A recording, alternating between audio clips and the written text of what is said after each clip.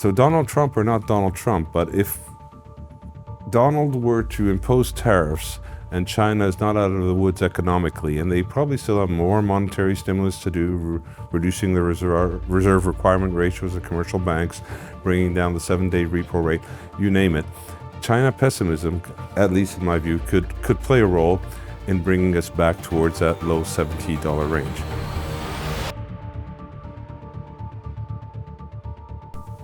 Hello, Happy New Year, and welcome to the first episode of Oil Insights in 2025. I'm your host, Harry Tchilinguirian, Group Head of Research at Onyx Capital Group. I'm joined today by Onyx Research Associates Martha Dowding, Vincent Wu, and Mita Chaturvedi.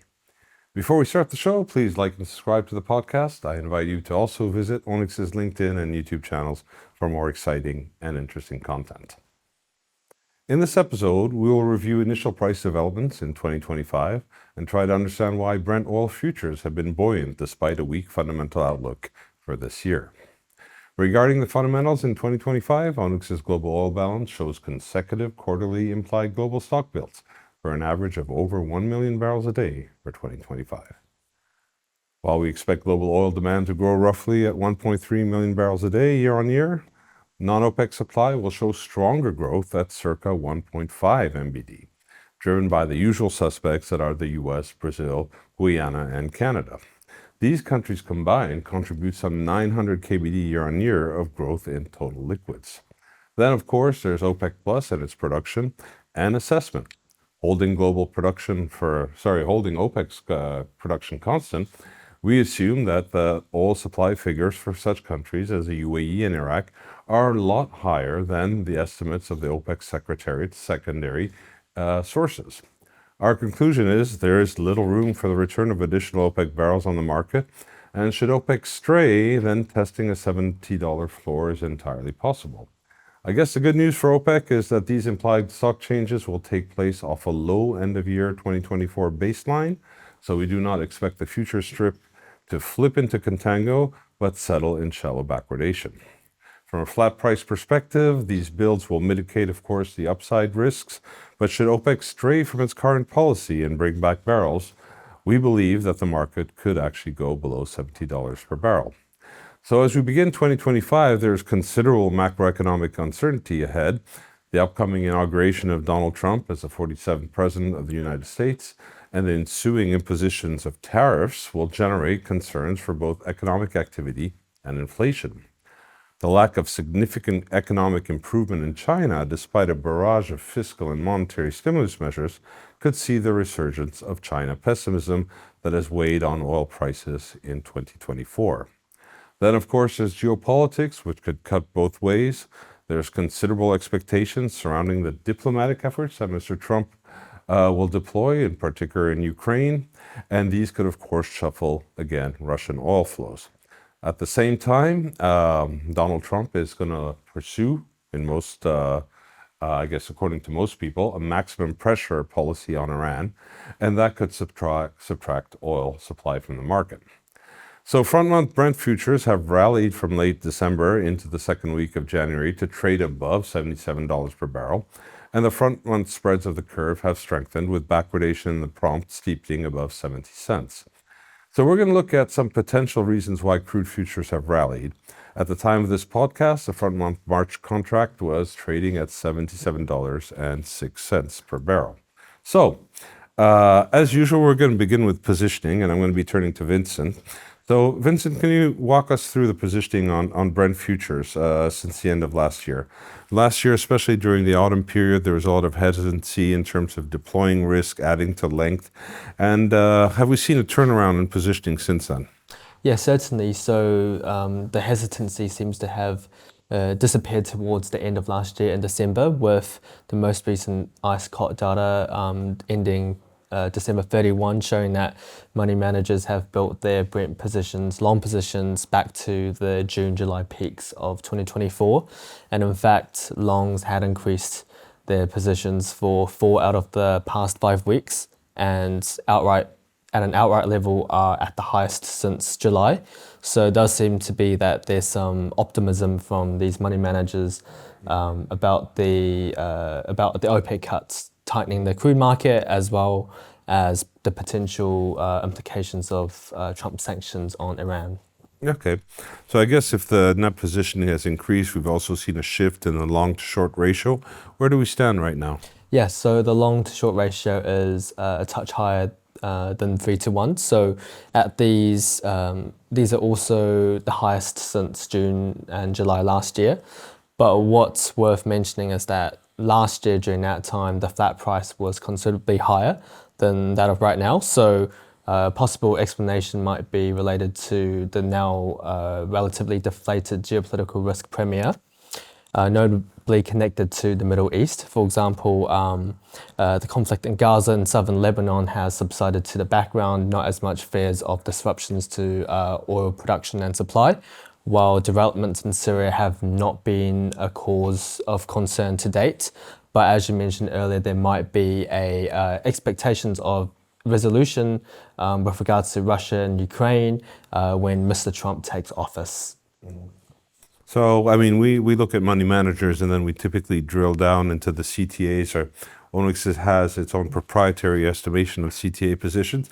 Are we seeing the same kind of developments there when it comes to crude? And are there any differences that you see between how risk takers like CTAs are engaging crude, say, versus products?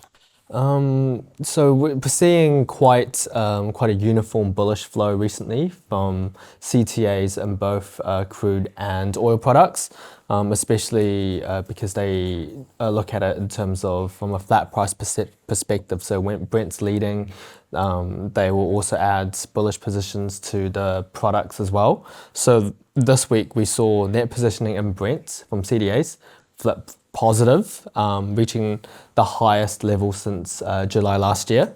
And so this buying is also consistent with the other products. It's worth mentioning for its positive net positioning for all the products except for US gasoline RBOB. But overall, currently, from an outright perspective, CTAs are on a neutral position, but on a bullish trend. So overall, they have capacity to deploy risk on either side. Okay, so there is some differentiation going on across energy, and what I mean by energy is crude and oil products. Maybe a little bit more enthusiasm on crude oil, possibly heating oil that we're going to be talking about a little bit later on, less on gasoline because it's not really the flavor of the season kind of thing. Okay, well, I mean, if risk takers are willing to add length, and we have to ask ourselves, have there been particular triggers? And in this sense, I'm going to be turning to Martha and Mita to discuss what kind of developments we have seen since the end of last year and into the new year. And maybe the market has taken some cues from those developments, despite this overall, let's say, fundamental outlook for 2025 that's bearish. So, I mean, starting, Martha, with you, I mean, could you tell us what you see as a couple of potential triggers that could have elicited this sort of change in sentiment when it comes to money managers and the kind of, rally that we're seeing? Because we've seen really consecutive days of gains, and obviously must be building off of something, right? Yeah, of course, I think it is quite surprising it continuing past that kind of end of year lack of liquidity rally that we did see. And outside of the classic, people want to be long, people like buying. I think we could look to the seasonality of the market and the refinery margin situation, and also the physical North Sea crude market, and also beyond that in the Middle East and the kind of Dubai market as well. Mm-hmm. So looking at the seasonal factors, it's winter now, I'm sure we're all aware it's freezing cold, and we're very suffering in the US, especially from that cold weather, and in Europe, I think, too. There's the seasonal demand, regardless of the cold snap, there is a seasonal uplift in demand for the middle distillate complex for heating oil, gas oil, and it is expected to be higher this season with that cold weather forecast. So I think in the terms of looking at the inventories around the world, so the US and Europe, they're about average or just below, but importantly for middle distillates in Japan, the kerosene stocks are below average, below this time last year in Q4 as well, which is really important because that is a really important component of their heating in Japan. So, Martha, for example, in Europe, have we seen the gas oil crack picking up a little bit? Because at the end of the day, a lot of people would tend to see the profitability on refining the product that is in season as a driver of crude demand by refiners. And at the end of last year, I think September, October, the front month gas oil crack in Europe was relatively weak, around $14. Have we improved since? Yeah, we definitely have. We're over 18, looking at front month European gas oil, we're over $18 a barrel now. We're in this stronger situation. I think that comes from stronger crude and the seasonality aspects as well. But it's driving that refinery demand for the crude. The refinery margins aren't extremely strong, but as long as they are profitable, the refineries will be running, and the stronger the middle distillate projections are, this will continue, and this will be potentially a driver for crude demand that isn't immediately apparent looking at the market. Okay. So, I mean, we talked about seasonality, but in your introduction, you mentioned actually the state of the physical market. And I think that's quite important because it's something that's been going on since late last year. And so could you elaborate a little bit on the dynamics in terms of what's happening in physical markets and how this is ultimately affecting Brent and, as a result, Brent futures? Yeah, of course. So as you just said, at the end of 2024, all eyes were kind of on the Dubai market, and it was extremely strong. And we were seeing, in particular, TOTS are coming out and buying lots and lots and lots of cargoes, lots of partials to make cargoes, really active in the window. This was with the likelihood of delivering to Chinese refiners, smaller Chinese refiners, which, given China's maybe sputtering economy, it's hard to motivate Chinese demand based on these figures, but it could be driving the crude throughput, could be driving the crude demand through the refineries, especially these smaller refineries that we've seen proof of their demand through the TOTS buying. So they did have at the end of 2024, the Chinese authorities allocated greater crude quotas. And I guess, would you agree that, if maybe it's not the product demand side, there could be a little bit of opportunistic buying here? Definitely, yeah. I think we always say when we're doing our fortune telling moment that we keep your eye on the low 70s, because that's when it's opportunistic to buy. And I think it's not unlikely that we saw that with those higher import quotas. I mean, it's opportunistic. It's sensible buying. I think that's not unlikely at all. That could also be supporting the prices. So, in effect, I mean, what has been happening in Middle Eastern and Asian markets is going to have a knock-on effect on Brent. So I would suspect that with very aggressive bidding on Dubai, we've had a little bit of movement in terms of the Brent-Dubai spreads, right? I think there were opportunities there, perhaps, for arbitrage. Yeah, I think with how strong Dubai is, it's really opened up those opportunities for arbitrage, invited these Asian players buying Brent or Brent-related crudes in that Atlantic basin, which we've seen. And I think with the news articles and with the stories we've seen of the issues with India's supply of Russian crude recently, and they're kind of also cracked down, and I think that China's had some issues as well. They could also be turned to this Atlantic basin crude. Yeah, I mean, certainly it definitely makes sense where, the market dynamic where you do open up arbitrage, you see cargoes flowing. Of course, then the spread closes in again, but that creates relative prompt scarcity. And at the end of the day, we then tend to get a pretty strong price structure, and that price structure, obviously led by the prompt month, pushes in turn futures upwards. Now, I guess that in terms of other factors, I mean, we looked at a couple, but I think there were some more specific supply side developments that Mita is going to be talking about that certainly could have also triggered a little bit of the enthusiasm that we've seen, at least in the early part of this year. So Mita, do you want to kick us off on some of those? Yes, so Martha just mentioned it a little, but just to elaborate on what she just ended with, we have seen two supply side developments that could potentially also be lending support and explain what's happening in crude markets right now. So first relates to developments within the US, and the second is sanctions that the US has tightened, notably those on Russia and Iran. So in the US itself, the Biden administration seems to be focused on Trump-proofing their legacy.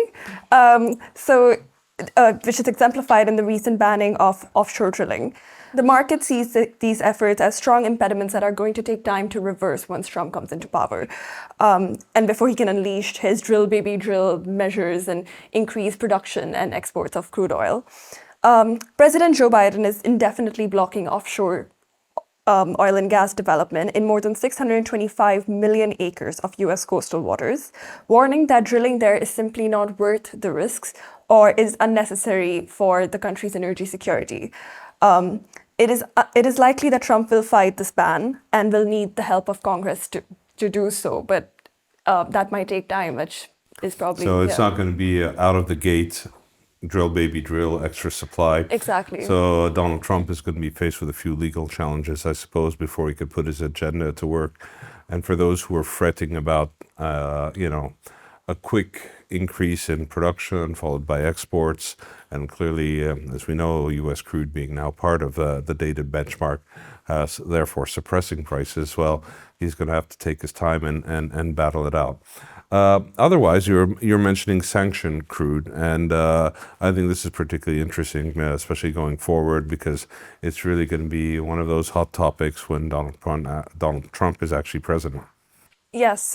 So at this point, regarding Iran and Russia specifically, we have seen an escalation and a tightening in sanctions, particularly shipping sanctions. And as more dark fleet vessels are targeted, crude supply to two countries specifically, India and China, will come into question. So they're going to have to look for alternative sources considering the problems that they've been facing in sourcing Iranian and Russian crude. In Russia, Bloomberg reports that the country's seaborne crude exports have slumped to the lowest level since August 2023. And this is since an October peak to 540,000 barrels a day. This drop in shipments over the 2.5-month period has been concentrated in Western Russia. And though higher expected refinery crude runs to come may explain this decline, I think these sanctions could also explain just the decline that's come. And it will continue to have a role to play, and we'll have to see how Trump manages his relations with Russia and just deals with the Russian-Ukraine conflict when he's in office. Well, that sort of really ties in a little bit to what Vincent was talking about earlier. There are sanctions or tighter sanctions around vessels, especially those that were part of the dark fleet. If you have a quick resolution in terms of the war in Ukraine, what does the U.S. do with its sanctions? Does it lift them? And then we're back to maybe a new reshuffling of Russian oil flows and Russian oil coming back to parts of the market where it was no longer purchased. And that, accompanies a sort of deflation and geopolitical risk that we mentioned. So it's certainly very interesting. But in the interim, however, people are focusing on this decline in Russian crude exports and production that accompanies also production numbers, not just exports. But on Iran? Yeah, so on one hand, we've got all this uncertainty about Russian crude and how if these sanctions are lifted, it would lead to bearish pressure with just the lifting of the geopolitical risk premia. And then with Iran, there is strong expectation that Mr. Trump is going to impose a maximum pressure policy once he takes office, which could again inject further geopolitical risk premium into the market. While we'll continue to argue whether the policy would still be as effective, will have the same efficacy as it did in 2018 to 2019, it is reasonable to think that Iran will suffer some level of crude export loss that would be unlikely to be backfilled by other OPEC members with spare capacity. Whether these sanctions and just the problems that it has caused in sourcing crude for India and for China, whether this is a one-off thing or whether this is the start of a new trend remains to be seen. But Bloomberg did report that ports in the eastern Chinese province of Shandong, which is home to the world's biggest buyers of Iranian crude, have been urged by their parent company to forbid sanctioned oil tankers from docking or offloading at their terminals. So under the instruction, ships on the U.S. sanctions list should not be handled or accepted at ports in Shandong. Yeah.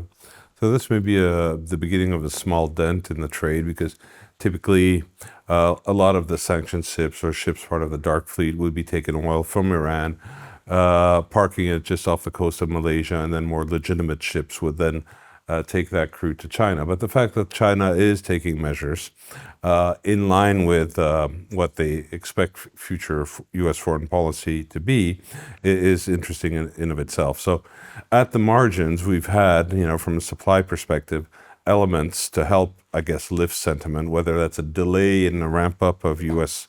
Exports of crude because production progress may be slowed by the measures that Biden has taken, whether that's Russia's exports coming down, maybe a little bit in line with what they were promising OPEC, but then again, their quotas were increased, so that's not necessarily a given. And then finally, of course, we have the situation with Iran. And at the end of the day, it's interesting because in terms of efficacy, the shipment of oil is different, but one also has to wonder whether or not a country like China, if it were to be put under punitive tariffs, would actually be willing to necessarily stop buying Iranian crude.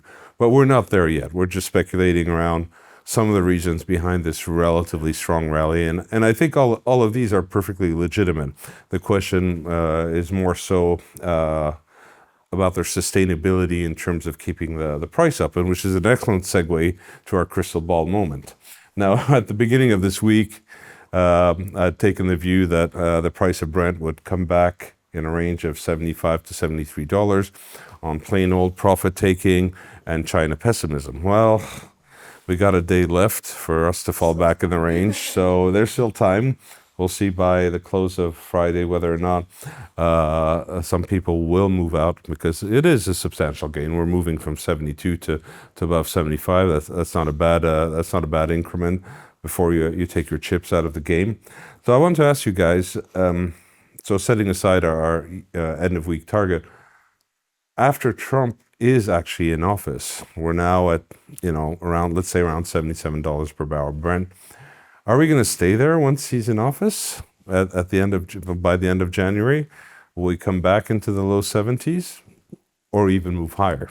So what's your take or gut feel? Either way, Martha.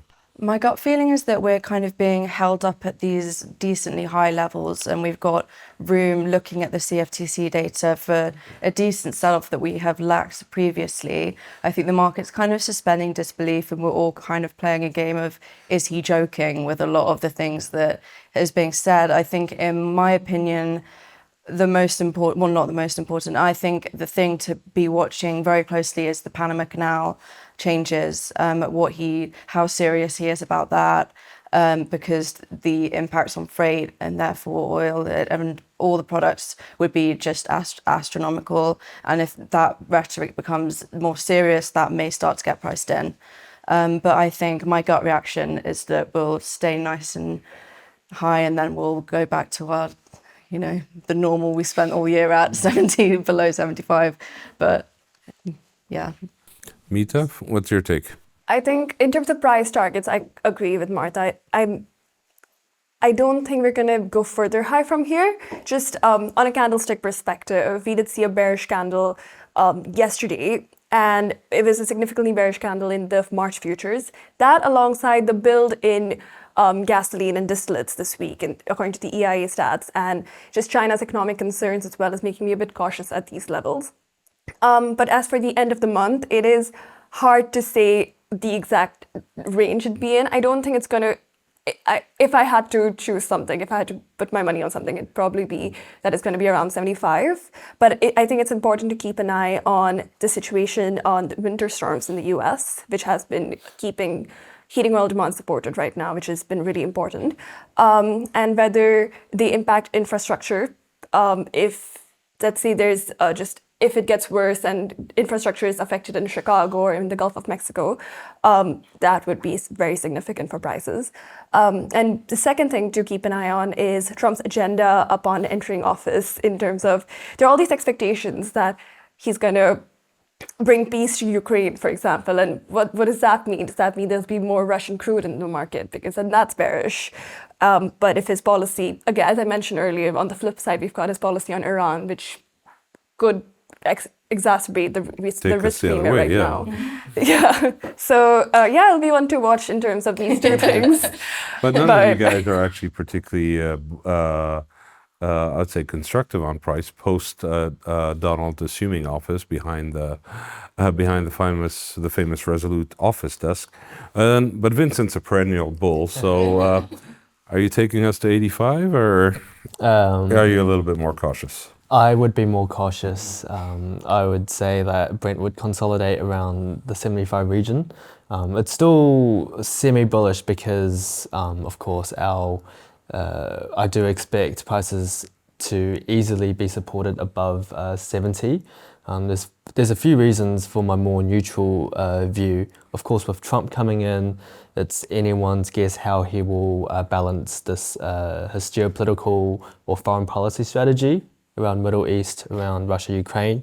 But from week 1 of January, we've seen that the market likes to be bullish in crude oil as traders return and open new positions. This week, we saw clear optimism in the physical market as Martha had mentioned, both North Sea and Dubai physical premiums are rising.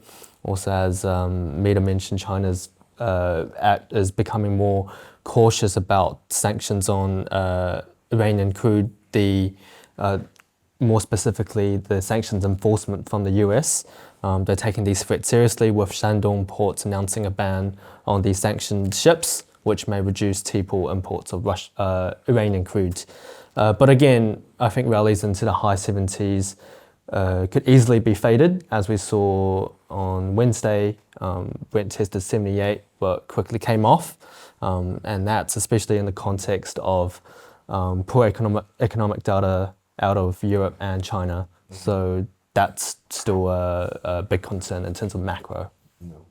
Well, certainly, obviously, what Donald Trump is going to do once he assumes office, it's anyone's guess. I guess the way I'd look at it is that we're going to have a barrage of announcements in terms of his executive orders. And what really, I think, matters in terms of my view of things is whether he's going to be focusing on the domestic agenda or the foreign policy agenda. And that could, of course, certainly sway the direction of oil prices. If he's going to be looking at immediately reversing the bans of Joe Biden in terms of drilling, that could certainly be bearish. However, if he's going to go and immediately seek to impose maximum pressure on Iran, then that would be obviously a bullish. So again, depending on where his focus is going to be, domestic or foreign, it's going to dictate a lot in terms of which way prices go. Personally, I think that one of the key themes of last year, which was really China pessimism, and Vincent alluded a little bit to this, is still going to be very much part of the picture. A lot of times last year were with geopolitical events quickly overtaken by poor macroeconomic data, there was always a focus on China. And when we look at China and the recent indicators of Chinese price indices, whether it's a consumer price index or the producer price index, the country is still in deflation. And this despite, since I guess roughly late September, many fiscal and monetary stimulus measures. So when you look at China and you look at key indicators like the 10-year yield on Chinese bonds, they slipped under 1.6%. So they've recovered a little bit since, but what's clear with the inflation numbers is that this country is still struggling. So China pessimism, and obviously the focus around China in terms of its contribution to industrial commodity demand, including oil, is going to probably resurface. And so Donald Trump or not Donald Trump, but if Donald were to impose tariffs and China is not out of the woods economically, and they probably still have more monetary stimulus to do, reducing the reserve requirement ratios of commercial banks, bringing down the 7-day repo rate, you name it. China pessimism, at least in my view, could play a role in bringing us back towards that low $70 range. Again, it's just speculation on my part, because a lot of what I think, as you guys have pointed out, is going to, a lot of what's going to happen is just going to be really focused around what Trump may or may not decide to do. And of course, how the market is going to process that and how the dust is going to settle around whatever announcement is going to come through his mind first. So, well, with that, I guess we've reached the end of this podcast. Next week, of course, we'll be looking at more attentively to see if we get more clues from President-elect Donald Trump as to what he may or may not do once he gets in office. But thank you for joining the show, and don't forget to smash that like button, and we'll see you all next time. Again, Happy New Year 2025.